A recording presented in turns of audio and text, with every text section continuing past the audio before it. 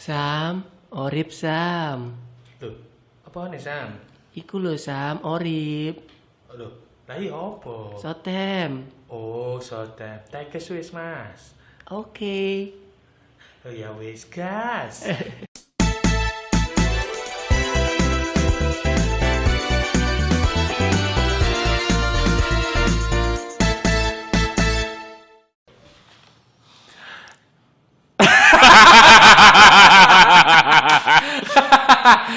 Ya Pak. Selamat sore. Selamat pagi, selamat malam, selamat siang. Dah, minal aidin wa faidin. Mohon maaf lahir dan batin dari kami semua ya, para pendengar-pendengar di rumah, di kantor, di mana saja. Kita pasti kalau misal ada salah kepleset-kepleset kata kemarin itu mohon dimaafkan ya. Iya. Balik mana Mas yo njak sepuro yo dhewe tetep kepreset. Lambene kepreset. Nah, itu LA Lakers berarti lambe kepreset. Lah San Antonio Spurs apa, Bang?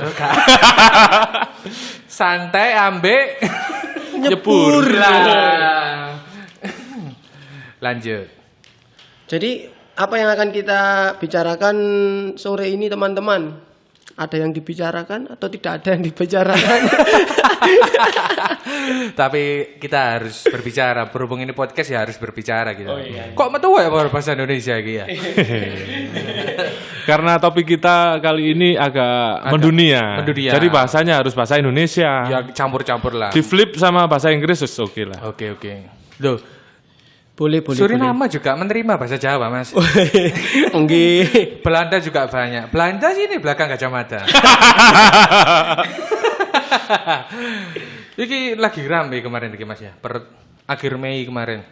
Soal Rasisme. Hentikan rasis, angkat tangan dan berbaris manusia berucap bengis perbedaan mereka topis. Hentikan rasis, angkat tangan dan berbaris manusia berucap bengis perbedaan mereka topis. Hentikan rasis, angkat tangan dan berbaris manusia berucap bengis perbedaan mereka topis. Toleransi semakin tipis, tempat dialami krisis diskriminasi kepada gender, ras dan juga etnis. Laki-laki berjenggot disebut paham radikalis, wanita gunakan cadar dituduh anggota ISIS, miliki kulit gelap bagai mutiara hitam, tak bisa santai dipantau bandit berseragam. Kota serupa hutan itu yang mereka katakan dijatuhkan ke sana tanpa ada penjelasan. Dua tangan ke belakang, tak ada perlawanan, dapat serangan brutal dari penegak keadilan. Dari Kidul Pasar Malang sampaikan pesan, itu baru seimbang macam filosofi yin yang. Yo, mari jaga ekosistem kedamaian. Teman-teman, jangan sampai termakan kebodohan. Semoga keberagaman akan terus hidup berdampingan. Peace. Waduh berat ini sepertinya. Waduh. George Floyd ya, korbannya kemarin di apa bahasanya Mas? Minneapolis. Di Minneapolis itu lehernya di dengkul. Wus. Sama polisi. Namanya siapa polisinya Mas? Ada yang tahu ya? Saya lupa. aduh gak ada. Isi lup. Dan viral tersebar di mana-mana dan dilakukan secara sengaja sepertinya. Kasusnya itu gimana awalnya, Mas Ton?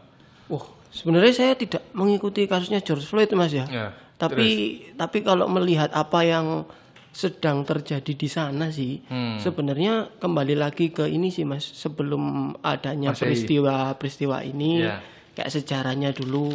Sejarahnya sih aku baca teks Duh, proklamasi. Iya, bawa teks ngapain ini?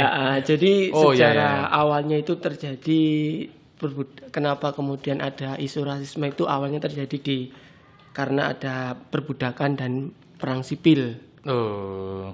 Tahunnya sekitar 1861. Oh, abad 19 sebenarnya. 18 ya, abad 19, 1865. Nah, itu terjadi antara kayak istilahnya ada ketidakadilan antara segregasi antara kulit. Bahasanya agak susah. Iya. Segregasi itu pemisahan antara kulit putih dan kulit hitam. Ya. Waktu itu di antara selatan atau yang dikenal selatan dan utara, atau bisa dikatakan Union vs Konfederasi. Wah. Nah, seperti itu awalnya. Ngerepet awalnya. Ya, banyak. Nah, apa yang diperjuangkan pada waktu itu adalah contohnya hak sipil. Hak sipil itu seperti apa, Mas? Meliputi pendidikan, transportasi umum. Loh, sebentar saya potong sebentar, Mas. transportasi umum tahun abad 19 itu apa, Mas? Transportasi umum abad 19 macam-macam sih, Mas. Tapi di transportasi umum itu lebih pada kayak dipisahkan. Oh, dipisahkan nggak mau antara, jejer. Iya, nggak mau jejer iya, bahasanya itu seperti itu. Iya. Sampai mereka itu tidak diberikan hak untuk naik. memilih. Itu yang paling iya. yang paling parah sih secara awal kemunculan isu rasisme itu seperti itu. Dari apa yang saya repek ini ya. Iya. Terus perkembangannya ke dunia modern itu gimana, Mas John? Kalau di dunia modern, saya lihat itu sebenarnya akumulasi dari tahun-tahun sebelum-sebelumnya. Jadi sebenarnya apa? Ayo. Kerpeannya di tahun aja. Jadi sebenarnya pembedaan ras itu terus berjalan, tapi orang kulit hitam nggak merasa. Nah, baru pada saat adanya korban George Floyd ini, kemarahannya orang kulit hitam memuncak. Sesimpel sampai itu. Ya terjadi kerusuhan di mana-mana kayak di seputar. Oknum sih, Mas. Oh iya, oknum ya. Boleh ngomong oknum lah. Oh ya, boleh oknum. Soalnya banyak orang yang memperjuangkan hak orang kulit hitam. Nah, itu. Tapi ya ada orang yang bobol tugu. Itu Penumpang gelap, Mas, bahasanya. Iya. Terus itu mulai zaman modern udah ada perlawanan nggak dari kulit yang tertindas? Apa dari zaman perbudakan dulu sudah ada perlawanan atau gimana? Aku bahasnya mulai yang terkenal aja. Apa 20? Iya. Perlawanan orang kulit hitam, saya risetnya mulai zamannya Malcolm X. Nama aslinya siapa, Mas? El Haji Abbas. Jadi beliau memperjuangkan hak kulit hitam dengan membawa bendera Nation of Muslim. Oh, Malcolm X ini seorang Muslim tadi. Ya, tapi sebenarnya gerbongnya itu Nation of Muslim, tapi mereka memperjuangkan hak orang kulit hitam. Kesetaraan itu ya. Nah, yang katanya Mas Sultan tadi, orang kulit hitam masuk restoran tidak boleh kadang. Oh. Toilet pun dibedakan. Iya. Ini di Amerika ya, Mas ya? Di Amerika. Kemudian orang kulit hitam kadang diludahin, dilempar sampah. Pak Malcolm X atau Ustadz ya. Iya. Ustadz Malcolm X itu memperjuangkan. Iya. Dan juga banyak tokoh publik, misalkan tokoh olahraga yang bergabung dengan toko olahraga. Toko olahraga guru sport. Oh iya. Tokoh orang. Tokoh. Panutan lah. Iya. Kayak Muhammad Ali, Leo Alcindor, Karim Abdul Jabbar. Oh. Nah, iya. Mereka berjuang bersama Malcolm X. Karim Abdul Jabbar itu angkatannya Malcolm X berarti, Mas. Jadi Karim Abdul Jabbar masuk Muslim ketika The Nation of Muslim ini sedang berkibar di Amerika. Kencang, ya. Sekitar tahun 65-66 gitu. Di sini masih melawan PKI, Mas. Iya. Indonesia revolusi. Indonesia masih Orde Lama. Kalau Mas Pepi sendiri ada nggak sih tokoh yang menurut Mas Pepi ada dalam pergerakan kaum kulit hitam dalam memperjuangkan haknya? Kayak pernah baca ini nih. Ada nggak sih sebenarnya tokoh-tokoh yang sebenarnya nggak ada nih di orang nggak banyak tahu nih. Tapi kalau ada. yang saya tahu ya kebanyakan orang udah tahu, Mas, sebenarnya. Ya kayak seperti yang disebutkan Mas John tadi, seperti Malcolm X, siapa? Karim Abdul Jabbar, Martin Luther King dan lain-lain itulah. Ada Martin Luther King. Iya, tapi saya cuma tahu di permukaan.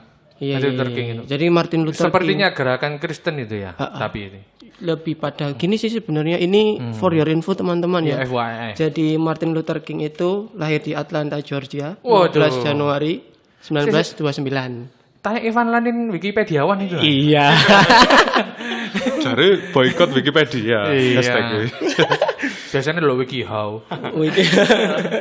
Cara membuat jamu langsung mengudara. Sampai mana tadi? Sampai lupa tadi. Jadi Oh iya. Martin Luther King lahir di Atlanta, Georgia. Georgia sendiri merupakan negara pendukung perbudakan pada waktu itu. Oh, berarti didominasi oleh kulit putih. Iya, White didominasi supremacy. oleh white supremacy. Jadi awalnya di 1955 Martin Luther King ini memimpin aksi boikot tentang kebijakan pemisahan bus, di mana pada Pemisahan apa? bis Oh, bus, iya, pemisahan iya. bus. Saya bingung. Kadang lihat Mas John main bus juga. Bas. Oh iya. Bus Pemisahan jadol. bus gimana ya? Terus Mas. Nah, pada awalnya terjadi itu kasus yang dinamakan kasus Rosa Parks, di mana Rosa Parks ini salah satu orang kulit hitam yang secara tak sengaja duduk di kursi kulit putih. Oh iya, sempat lihat seliweran. Nah, itu kemudian para anggota Komisi Kulit Hitam ini mereka mengajukan istilah memboikot selama 381 hari tanpa kekerasan. Jadi awal pergerakan yang dilakukan oleh Martin Luther King setelah kalau perjuangan sudah jelas tadi, tapi mereka juga anti kekerasan. Jadi secara damai menyampaikan usulan mereka terhadap, dan pada akhirnya MA pada waktu itu menganulir keputusan boikot itu karena dianggap inkonstitusional. Inkonstitusional. Iya, kayak sing tas terjadi nih. MA apa MK? MA. Oh, bisa kan narek. Yo MA, lain Indonesia kan MK. Oh, MA yo, no MK yo, no. Iki MA iki. Iki MM yo, no. Berarti sampai pergerakannya lumayan banyak berarti ya kulit hitam ini ya. Terus hasilnya apa Mas dari pergerakan ini yang cukup serius sepertinya ya? Sampai berbuah mungkin ada yang korban jiwa dan lain-lain. Apa efeknya di tahun itu ya, bukan sekarang? Nah, kalau dari usaha yang dilakukan oleh Malcolm X ya. Iya. Karena dia memperjuangkan hak sipil, tahun 1964 usahanya itu berhasil menghapus kayak apa namanya tadi segregasi di fasilitas umum bagi kulit hitam dan kulit putih.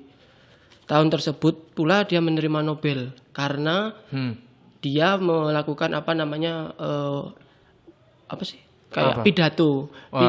Pidatonya itu siapa nih? Martin Luther King. Oh iya. Enggak salah apa sih itu, lupa judulnya. Ya. I have a dream.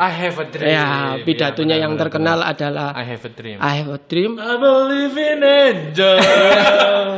I have a dream. Itu dilakukan di Lincoln Memorial Park tanggalnya 28 Agustus 1963. Loh, 63. Mundur dikit berarti ya. Mundur dikit. Oh, awal-awalnya. Jadi usahanya berhasil setelah melalui banyak istilahnya banyak halangan dan rintangan, apa yang dia perjuangkan berhasil. Tak menjadi sebuah pikiran. Ya. Walau halangan rintangan membentang. Iya. Namun sayangnya gini Mas, ada kisah sedihnya. Apa? Setelah di hari Minggu apa? Di hari Senin. Oh iya. Namun setelah dia berhasil mendapatkan apa yang menjadi keinginan masyarakat bersama, tanggal 4 April 1968, kalau saya salah mohon dikoreksi teman-teman, itu karena kasus itu semakin meningkat di mana-mana, ada kayak supremasi kulit putih yang tidak menerima apa yang dilakukan Martin Luther King. Ada seorang namanya James Earl Boy, dia secara gak langsung menembak, kalau nggak salah menembak Martin Luther King, dibunuh setelah dia berhasil memperjuangkan tadi itu hak sipil. Dan dari situlah kemudian meletus kerusuhan seperti yang hari ini terjadi. Sebenarnya siklus apa itu namanya civil movement itu ya? Civil right movement. Civil right movement di situ Mas. Ya. Itu dari masanya istilah yang tadi disebutkan tahun 67 bulan ya, disebutkan oleh Mas John tadi. Benar. Terus kalau era setelahnya gimana Mas? Di era apa namanya? Olahraga dan lain-lain ini khususnya di Amerika ya. Soalnya kejadian di Amerika. Oke. Mungkin tak sebutkan, tapi jarang orang ini dipandang sebagai tokoh persamaan hak orang kulit hitam. Oh, siapa? Beliau adalah Don Haskin, pelatih Texas Mighty Miners. NBA, dia pegang tim mahasiswa NCAA. Oh, NCAA. Dia menjuarai NCAA nasional pada tahun 66, musim 65-66 dengan membawa 10 orang kulit hitam. Padahal mindset orang dulu tahun 60-an, mereka bilang, apalagi itu Texas ya. Texas kalau nggak salah kayak selatan, planet Mars ya. Selatan, Southern Brown. Penduduk asli mereka di kampus itu orang Meksiko. Karena perbatasan. Langsung aja kayak gini. Coach Don Haskins tadi dibawa ke El Paso, kampus El Paso tadi. Dia ditawarin pegang tim baru ini masuk di NCAA. Dia enggak punya pemain, pilihan pemain enggak punya. Enggak ada draft ya. Dan alhasil dia mengambil beberapa pemain kulit hitam. Tidak menemukan satu orang kulit putih pun dari luar yang mau dibawa masuk. Karena perbandingan tempat yang jauh dan itu kampus baru, para pemain enggak mau bermain dan kuliah di sana. Setelah itu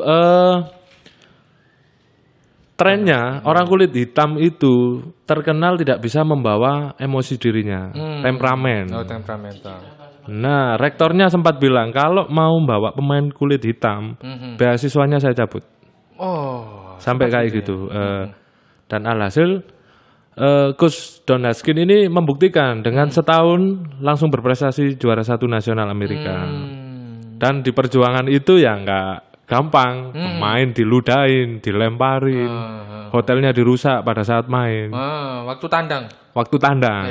Teman-teman bisa lihat biografinya, filmnya Glory Road. Wah, itu produksinya itu Disney. Ya. Bisa dilihat teman-teman ya. Bisa dilihat. Terus. Berarti basket itu awalnya emang kebanyakan orang kulit putih Mas ya? Dulu orang kulit putih. Terus. Kalau saya rasa dengan adanya orang kulit hitam, basket lebih indah. Karena setelah orang kulit hitam masuk, permainannya lebih cepat. Orang kulit hitam bisa melompat tinggi, main tahan lama.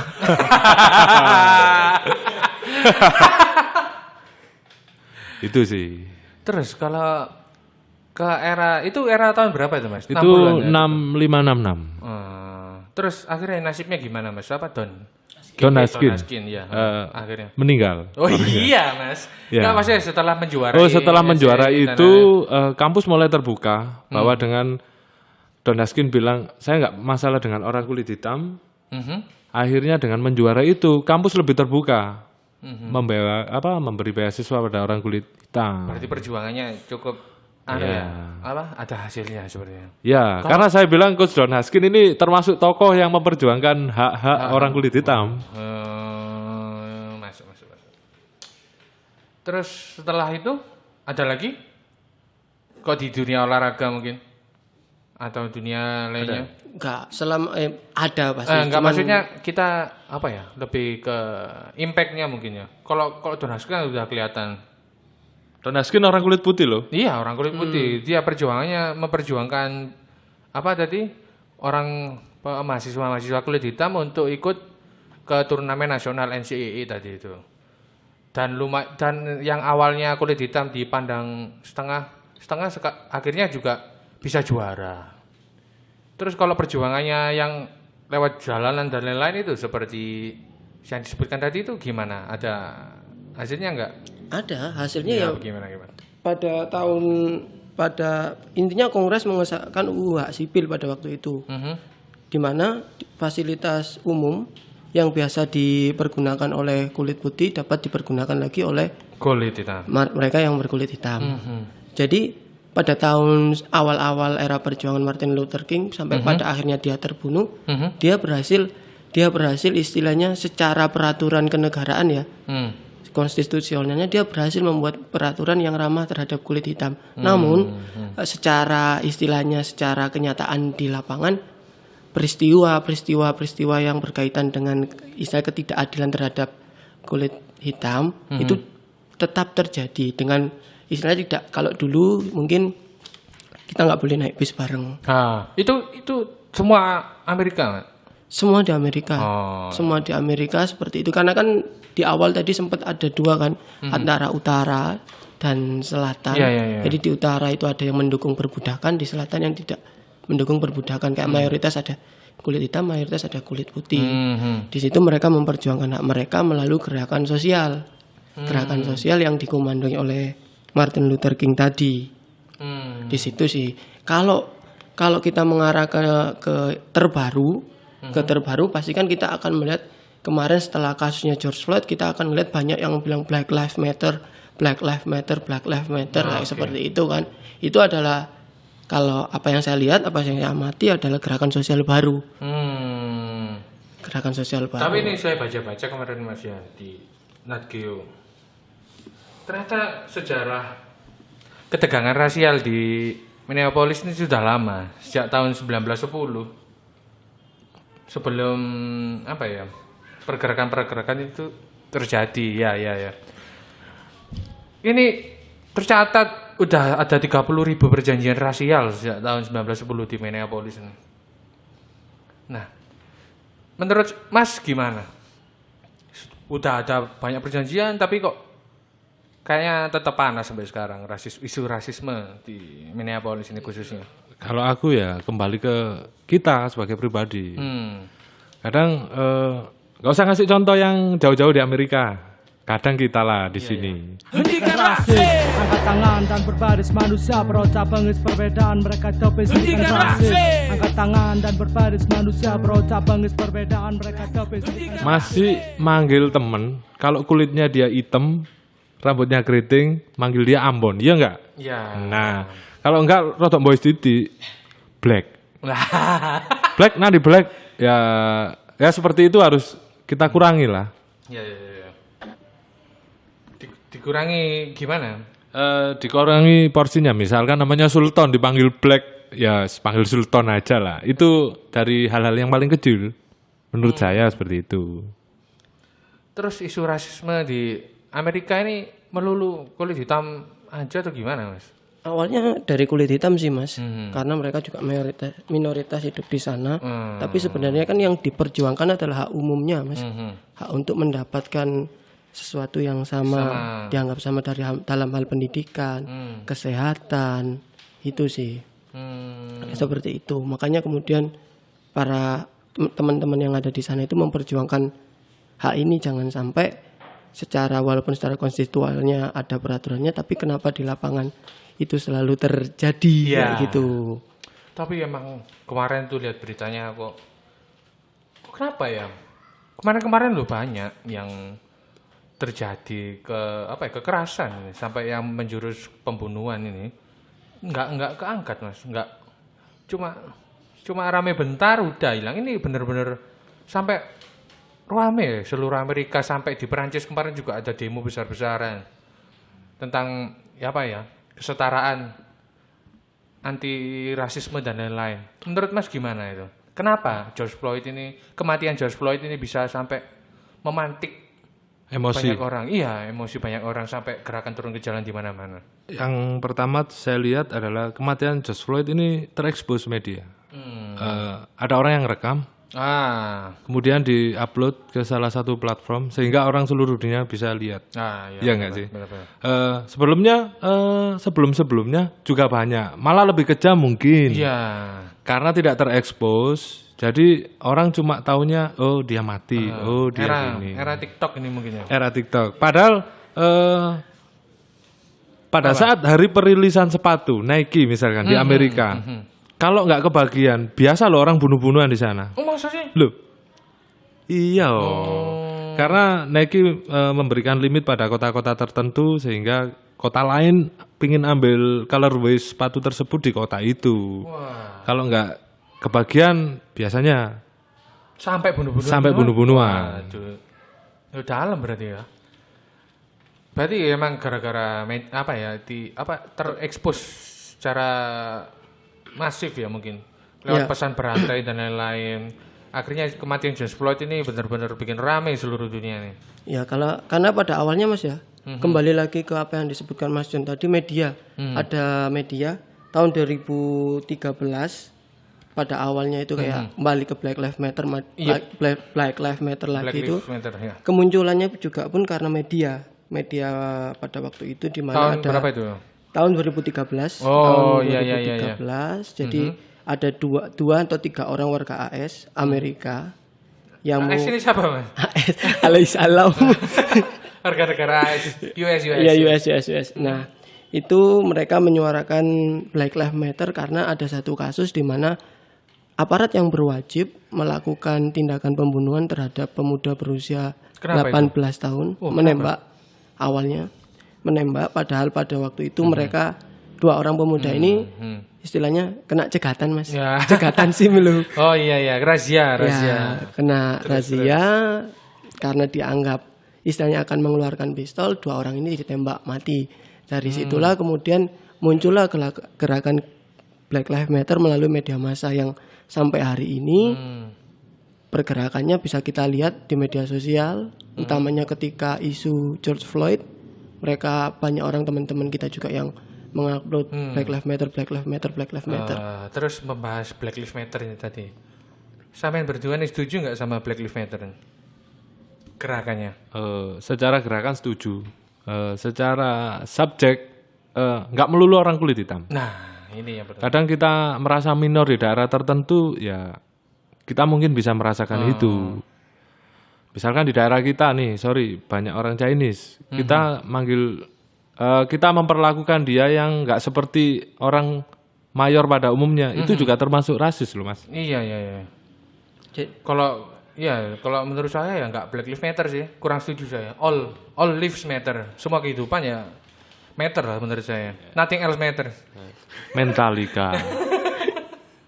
Jadi sebenarnya sih penggunaan Black Lives Matter itu hanya cocok digunakan di negara-negara seperti Amerika Mas ya. Loh, saya potong bentar. Terus kalau minoritas jadi gini. Enggak minoritas yang asli sana gimana? Kayak Indian dan lain-lain, Cherokee itu. Nah, pada waktu itu kan karena yang dilihat adalah bukan hashtagnya. Black Lives Matter kan gerakan sosial. Ya benar. Ya, hashtag mereka memperjuangkan. Tapi kalau kita mau menarik jauh apa yang mereka kayak tadi yang Martin Luther King memperjuangkan hak-hak umum itu sih sebenarnya. Jadi kita lebih melihat sesuatu itu berdasarkan apa yang dia perjuangkan, bukan apa yang istilahnya nampak. Hari ini kan kita banyak melihat something itu dari apa yang tertulis kayak Black Lives Matter. Terus kemudian ini enggak cocok diterapkan di sini, enggak cocok. Karena begini, memang setiap negara punya minoritasnya masing-masing. Kayak gitu kan. Karena ketika hitam itu warna hitam diasosiasikan sebagai jahat dan putih diasosiasikan sebagai baik, isu rasisme itu tidak akan pernah hilang. Makanya kemudian kayak kalau kita tarik lebih jauh ke Indonesia, itu masih sangat terjadi, mungkin sangat terjadi di sekitar kita, sekitar kita aja kayak gitu. Seperti contoh yang disebutkan oleh Mas John tadi. Benar. Punya teman atau kenalan kulitnya beda dikit, rambutnya beda dikit, dipanggilnya seperti itu tadi. Tapi pantas gak sih? Tapi orang-orang di sini oke aja sepertinya. Itu gimana? Nah, kita kan kalau di Indonesia hidup kayak di Jawa Mas ya. Contoh jangan di Indonesia dulu, kayak di Jawa kita punya budaya sungkan ya. Sungkan dan istilahnya ketika kita diberikan panggilan yang bukan nama kita merasa fine aja. Karena enggak, ini orang pendatang yang dipanggil Mas. Waduh. Emangnya mereka mengangkat bawa budaya Jawa juga? Itu gimana? Enggak sih, lebih pada kalau yang semisal orang pendatang, saya sih benar kayak gimana ya? Sebenarnya kembali kepada manusia yang ada di situ sih. Rata-rata orang yang istilahnya melakukan rasis adalah mereka yang tidak pernah hidup dengan istilahnya kayak berbagai macam kalangan. Tidak pernah merasa minor dia berarti ya? Berarti kalau gitu sebutan kamu hitam dan lain-lain itu bukan rasis Mas ya? Tergantung penempatan lokasinya sih Mas. Nah, jadi lebih pada kalau kenapa kok di US dan Eropa mungkin ya itu kok begitu sensitif sekali sebenarnya. Di sini kok santai-santai aja. Kenapa itu Mas? Ya karena kita nggak menyadari bahwa apa yang sebenarnya kita hina itu juga manusia buatan Tuhan juga. Sesederhana itu loh kesadaran emosional. Kalau di sana kan ketika George Floyd meninggal, satu orang hitam meninggal, semua orang yang merasa minoritas atau yang merasa ini nggak adil nih, supremasi kulit putih ini nggak adil, ya mereka akan mempunyai solidaritas yang sama. Kalau di kita kan belum tentu bisa seperti itu. Solidaritas itu bisa terjadi kalau ada pelicinnya. Kayak gitu. Seperti itu. Ya, tergantung cerita yang beredar, baru kita, ini padahal banyak segala sesuatu ya. Contoh kan banyak hal-hal yang terjadi tidak sesuai dengan kenyataannya, tapi kita terjebak di situ. Terjebak di situ. Tapi ya gimana ya? Berarti udah biasa mungkin ya. Di sini kita manggil teman. Tapi kalau kemarin lihat tagar Black Lives Matter, itu juga ramai juga kemarin orang-orang Indo. Papua Lives Matter. Ya. Ada loh salah satu kubu yang bilang jangan bawa masalah di luar ke Indonesia. Nah, itu gimana? Iya enggak? Ya. Iya kan? Ini kubu dari mana ini? Nah, enggak tahu lah. Apa kita riset sendiri. Kubu mana itu? Sebenarnya kita gajah di pelupuk mata tak nampak, kuman di seberang laut nampak. Terus kita ya nggak harus melulu black itu yang di Amerika sana, tapi kita saudara-saudara di Papua kemarin yang sempat teriak bahwa internetnya di shutdown dan lain-lain. Terus lagi ketika di suatu daerah ada sumber dayanya, kenapa tidak orang-orang sekitar situ dipintarkan semua? Dipintarkan seperti apa, Mas? Dipintarkan misalkan di Jawa kita tahu kan kayak apa, pendidikan mudah, pasar ada. Kenapa di sana kok nggak dibuat seperti itu? Sehingga mereka merasakan bahwa kalau tanahnya ditarik, dia merasakan kejayaannya juga. Padahal Papua kita tahu mereka sumber emas terbesar di Indonesia. Ya. Tapi sejarah kalau bahas Papua nih ya panjang sekali. Oke, itu contoh. Secara geopolitik dan lain-lain itu ya, waduh, panjang sekali. Kalau saya yang baca-baca kemarin itu sejarah Papua itu sebenarnya proklamator kita yang satunya itu nggak setuju. Pak Hatta? Ya, benar. Karena? Tidak serumpun. Karena orang-orang Papua itu rasnya Melanesia dan lain-lain, biar mereka menentukan sendiri ikut bergabung atau tidak. Kan akhirnya apa itu lupa saya. Yang operasinya Bung Karno, Trikora apa itu lupa ya. Trikomando Rakyat. Iya, yang nyerang merebut Papua itu loh pokok intinya operasinya itu. Yang setuju, yang Lord alamat kita ini, Mas. Profesor Muhammad Yamin. Lah, salah satunya ya salah satu yang mencetuskan agar Papua ini gabung dengan kita. Mereka gak diberi itu, Mas. Gak diberi pilihan untuk referendum. Oke. Untuk menentukan nasib sendiri.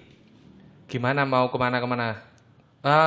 Seperti Timur-Timur itu diberikan referendum. Kenapa kok Papua enggak? Kenapa Papua enggak? Nah, itu kan.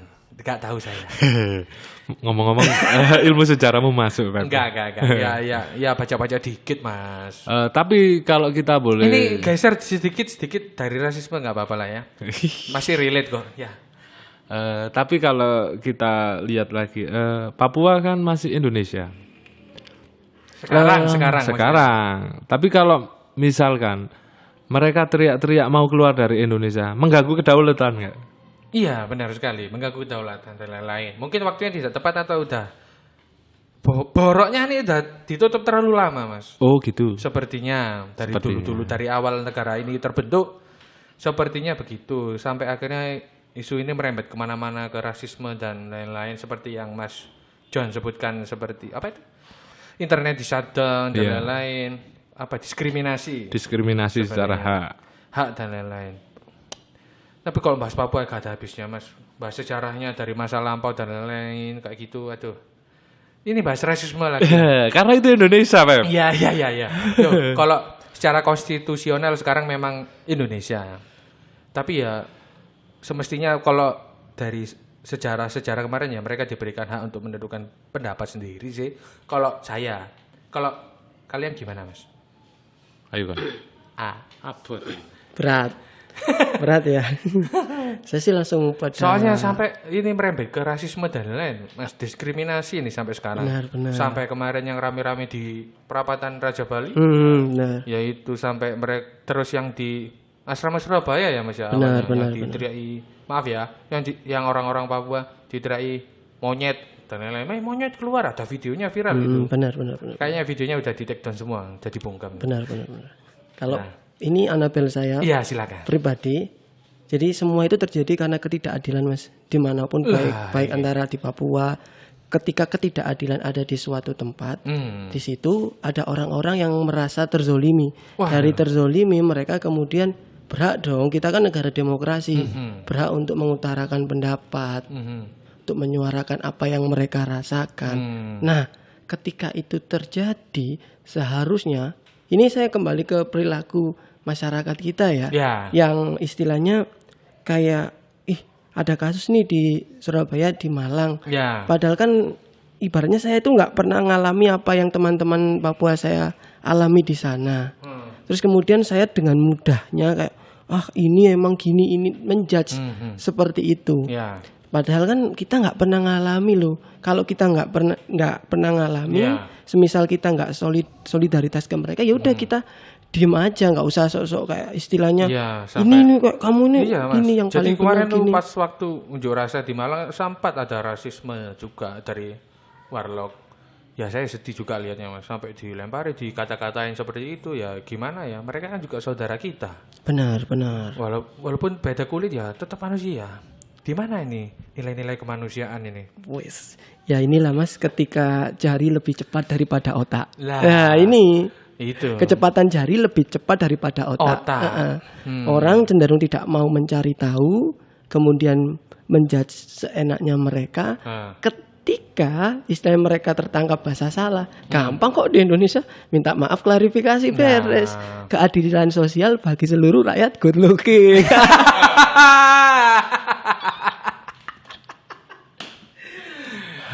Aduh, gak ada Padahal merumuskan proklamasi itu lama.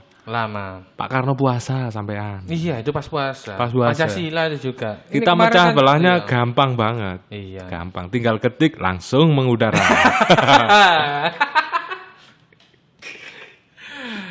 Ingatlah anak muda, perjuanganmu lebih berat karena kita akan menghadapi bangsa kita sendiri. Itu kata-kata Pak Karno yang saya selalu lihat di rumahnya Pak Yanto. Yanto siapa ini? Yanto Basna. Iya. Kira Yanto yang jual soto itu, Mas. Bukan. Nanti tak akoni hasil Pep. Pak Karno itu duwe indra keenam. Apa? Karena dia tahu permasalahan apa yang nanti harus diselesaikan di Indonesia. Dia tahu dulu 50 tahun sebelumnya. 70 tahun, Mas. 70 tahun. Lumayan jauh ya. Terus isu rasisme di sekitar kita ini kayaknya aman-aman aja ya, di Malang khususnya. Tapi ya tetap kita kembali dari hal-hal yang kecil harus kita rubah. Karena persamaan hak itu sensitif. Nah, perbedaan yang sensitif. Persamaan hak itu ya mutlak. Kita harus menyamakan lah. Iya. Ya nggak perlu yang kayak itu dari hal-hal yang kecil. Saya takutnya nanti di kemudian hari itu akan muncul akumulatif dari sebelum-sebelumnya. Nah itu yang saya mau sampaikan ke teman-teman. Bahas masalah rasisme ini, Mas. Sebenarnya Indonesia ini khususnya ini juga korban rasisme, Mas, sebenarnya. Karena penjajahan, Mas, dari zaman dulu. Kita ini korban. Mungkin sekarang masih rame kita manggil tetangga yang beda dikit etnisnya dan lain-lain dengan panggilan yang tidak enak. Mungkin ya terpengaruh dari sejarah kita juga, pengalaman-pengalaman masa lalu. Hentikan rasisme, angkat tangan dan berbaris manusia berucap bengis perbedaan mereka topis. Hentikan rasisme, angkat tangan dan berbaris manusia berucap bengis perbedaan mereka topis. Emang Belanda luka masa lalu. Ya kita kan ya kan dijajah, Mas. Kita ya dirasisi, nggak punya hak yang sama. Oh iya tahu. Nah seperti gitu. Jadi harus kita rubah. Misalkan teman kita kulit hitam, nggak boleh manggil kulit hitam. Ungu terong. Lah iya. Pepi sopo sih iku lho, Pepi sing tapi itu fakta loh, Mas. Iya, lah iya. Tapi ya sebaiknya dipanggil nama. Orang tuanya juga susah-susah mikir Poso, sampai ke Gunung Kawi nyari nama. Ya susah. Terus masih ada lagi nggak yang perlu disampaikan, Mas? Ya itu tadi, itu Bung Karno itu sangat visioner. Dia bisa melihat apa yang akan terjadi di Indonesia, makanya kemudian beliau itu mengeluarkan apa yang dinamakan Bhinneka Tunggal Ika. Nah, berbeda-beda tapi tetap satu. Nah, dari situ kan sebenarnya kita juga bisa melihat Mas, kalau memang kita ini hidup di Indonesia berbeda-beda suku, berbeda-beda bahasa. Terus bagaimana dulu para pejuang kita menyatukannya kan juga dengan susah payah. Makanya dari itu kita isi kemerdekaan ini ya dengan cara yang paling sederhana aja. Gimana? Kalau semisal istilahnya jangan memandang orang yang beda dikit dianggap ini pasti gini, ini pasti gini. Coba deh ajak ngobrol gimana perspektifnya mereka. Itu nggak salah juga. Ya, gitu sih. Isu rasisme ini bisa mengarah ke bullying dan kekerasan dan lain-lain. Benar. Karena sangat sensitif sekali. Karena ya gimana lagi? Kita lo nggak pernah merasakan apa yang mereka rasakan. Tapi sepengalaman kita ini sebagai manusia yang pernah menempuh kehidupan selama beberapa tahun ini, pernah nggak mengalami pengalaman jadi korban rasisme? Korban? Iya, kita sebagai korban, ya mungkin pelaku juga sih. Kalau aku lebih banyak ke pelaku, Pep. Wah, ini. Karena yang pertama ditiru ya, teman-teman. Karena yang pertama selama 30 tahun ini aku nggak pernah keluar kota sama sekali. tinggal. Maksudnya bukan liburan. Saya nggak pernah merasakan bekerja dengan orang yang berbeda. Berbeda nih maksudnya berbeda, apa? Misalkan kalau kita membahas ras, kita kan membahas perbedaan. Saya belum sampai ke sana. Tapi kalau dengar cerita-ceritanya, cerita apa ini? Cerita mistis, ya enggak. Cerita-cerita lah masalah rasisme. Saya bisa menarik kesimpulan bahwa seharusnya kita nggak gini deh. Tapi beberapa tahun ke belakang sempat melakukan berarti ya? Sempat. Seperti ke tetangga yang beda dikit. Saya panggil Mas Ambon. Orang-orang bilang Ambon, aku Mas Ambon. Lah. Tapi itu nggak boleh sebenarnya. Nggak boleh sebenarnya. Tapi ada Mas yang sampai meninggal juga dipanggil Ambon juga ada di sini. Meninggal dipanggil Ambon. Enggak, dari lahir dari panggilan kecil Ambon sampai orangnya koit ya dipanggil Ambon tetap itu. Mulai berarti emang dari kebiasaan. Mungkin kita harus merubah kebiasaan ini.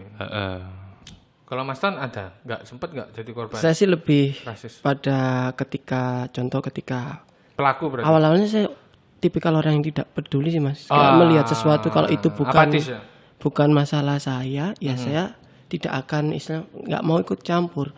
Cuman ada satu waktu ketika saya ngobrol, saya punya teman dari macam-macam. Ya. Saya coba dengar, pahami. Unik-unik ya ternyata teman-teman saya ini kayak orang Maluku sukanya makan ini. Jadi saya di situ, apalagi kita hidup di Kidul Pasar loh Mas. Shop market ini kan kalau kita lihat juga sangat Bhinneka Tunggal Ika loh Mas. Kita ada orang Jawa, Madura, Arab, Cina, tapi nggak pernah tahu loh. Kita nggak pernah tahu. Pernah ada gesekan yang berbumbu ras dan etnis di sini. Aman. Untungnya dari walaupun situ, ya kita sering melakukan rasisme sih. Secara tidak sadar. Secara tidak sadar pasti kita pernah. Yoel Cino kayak gitu kan. Kayak gitu kan. Itu secara tidak sadar. Tapi tidak pernah ada eskalasi konfliknya, nggak pernah yang sampai kayak Cino tak pateni gini nggak pernah ada kayak gitu. Di sini malah pas ada acara kirim-kirim makanan seperti suster siapa sih ndek ganggu iki. Suster Ana dulu. Itu walaupun ada acara kita bantuin Mas ke rumah. Wah, yaitu salah satu contoh indahnya Indonesia dan Kidul Pasar khususnya. Iya. Kita bahas Yoel lagi. Iya Yoel. Yoel ini mohon maaf ya, Yoel ini siapa ini? Yoel ini anak kecil. Istilahnya masih SD mau ke SMP lah. Tak kira toddler. Bukan. Jadi dia ini sukunya Cina. Suku apa etnis ya? Etnisnya Cina, bergaul bersama teman-teman dari multi etnis tiap hari. Sampai ada satu waktu saya tuh ketemu sama dia ketika Idul Adha. Saya tanya, ngapain kamu di sini? Nungguin teman-teman Mas, habis ini mau ngarak wedhus. Apa itu ngarak wedhus? Istilahnya ketika Idul Adha kita punya tradisi di mana kambing menggembala kambing ya. Anak-anak Bapak. Di situlah kelihatan bahwa bayangin aja Ada orang Cina menggembala kambing loh ketika Idul Adha. Betapa indahnya bukan? Iya, Ya di sini sungguh-sungguh indah seperti Indah jualan kopi. Indah banget, alhamdulillah. Di sini apa ya, ayam-ayam aja udah cerita-cerita dulu juga dari leluhur-leluhur, bapak, kakek, nenek. Ya Kidul Pasar terkenal aman-aman saja kalau masalah Itu masalah etnis, itu. perbedaan etnis dan lain-lain. Kita bukan berarti istilahnya mengapi-ngapi gitu pasar, Ya, cuman tapi emang faktanya seperti itu. cuman fakta yang ada kita hidup Kita seperti hidup itu. berdampingan berapa puluh Dan tahun ya. iya, kita tidak menampik di satu waktu kita juga menjadi pelaku rasisme itu karena ketidaksadaran kita pada waktu kayak kecil. Ya. Contoh kayak nama tadi, panggilan nama itu munculnya kan nggak mungkin ketika Iya, dewasa. Tapi ada kasus Mas seperti ini, tetangga saya. Kita kenal ya orangnya udah dewasa, saya masih kecil. Bon. Akhirnya ya kebiasaan Mas. Iya. Dari kecil sampai sekarang orangnya ya juga biasa dipanggil Ambon. Negro. Nah, itu bisa dijelaskan itu. Iya, sama seperti yang Tetangga kamu jelasin. itu ya. Iya. Orang-orang panggilnya negro, Nigeria, ya kan. Orang Nigeria asli. Enggak, cuma memang dari tampilan luar mirip. Cuma dari aku sendiri tak rem sekarang, karena orangnya punya nama ya, saya panggil namanya. Namanya Mr. X. Tit. Orang sini. Tapi yang beneran Mas negro panggilannya. Ya coba. Itu ya. dari muda Pak. Oh, mulai Baru-baru kecil, ini? mulai kecil itu. Nah, seperti itu Mas contohnya. Itu harus kita rubah kayak seperti itu. Bisa nggak Mas bilangnya orang-orang bisa buat berubah? Edukasinya mulai dari mana ini? Kalau Nyoba kan nanti susah ya. Mas. Kalau udah membenarkan yang biasa. Oke. Saya coba dari nanti saya sendiri. Ada solusi ya. Oh ya. Minimal nanti kalau saya panggil namanya yang asli, orang kan tanya, "Lu kenapa?" Nah, baru saya kasih tahu. Karena ini. Itu sih. Berarti panggilan-panggilan yang bersifat ke apa ya? Menjelek-jelekan etnis tertentu mungkin ya. Karena yang biasa dianggap benar. Ya. Iya. Tapi kalau bahas rasisme di seluruh dunia ini ya, gak ada habisnya Mas sepertinya Mas. Benar. Udah banyak pergerakan di mana-mana, udah disuarakan di mana-mana, tetap ada kejadian itu Mas. Ya sedih sih, tapi ya gimana? Semua kehidupan ya all lives itu matter, nggak black talk semuanya lah. Tapi tanpa perlu pandang bulu sepertinya. Ya ada yang mau disampaikan lagi Mas? Ya, selama kita mengetahui ada ketidakadilan di situ, ya ada baiknya kita melakukan hal yang apa yang harus dilakukan lah. Ketika tahu, oh ini dia punya nama loh, kita panggil, coba lah. Nah, kita mulai dari lingkungan sekitar dulu ya. Kita, karena kalau tanpa adanya itu kan akibat dari budaya dan lingkungan sekitar Mas. Contoh panggilan-panggilan tadi itu kalau dari kita sendiri yang dari awal kita nggak pernah mengeliminasinya, pada akhirnya itu akan terus sampai ke anak cucu kita. Siklusnya. Mungkin nanti kalau itu berkelanjutan bisa jadi awal dari segala sesuatu yang tidak pernah kita inginkan, kayak gitu kan. Contoh tadi ya di Amerika Serikat itu tadilah awalnya dari ketidakadilan, yang terus menerus terjadi banyak orang kulit hitam yang tidak bersenjata kemudian ditembak polisi. Saya coba tadi baca di The Guardian, datanya itu sekitar apotek ini Mas ya? Ya The Guardian apotek. Setidaknya dalam 1 minggu itu ada 2 orang yang terbunuh. Waduh. Dalam 1 minggu ada 2 orang yang terbunuh. Karena? Ya karena dia dibunuh aparat. Dibunuh aparat represif ya? Ya represif. Karena istilahnya orang hitam dianggap jahat, orang putih dianggap baik. Kayak gitu tadi. Yin and yang. Yin and yang. Iya. Ada pesan lagi Mas ya? Kalau aku sih general tipsnya ya. Tetap isi hari-hari kita dengan hal yang positif. Kayak contohnya tadi itu hal yang positif. Yang penting jangan positif COVID. Oh ya, kita harus negatif COVID. Iya. Tapi dalam segala hal kita harus positif. Ya. Itu aja sih. Ya intinya kita bertiga sepakat untuk menolak isu rasisme ini di dunia dan Indonesia pada khususnya. ya nggak melulu rasisme ke kulit hitam ya, ke semuanya lah, ke mayoritas ke minoritas mungkin ya. Nggak semua Black Lives Matter, tapi All Lives Matter. Sekian dari kami, PSK Peristiwa Sekitar kita. Ya, sampai jumpa lagi di episode selanjutnya.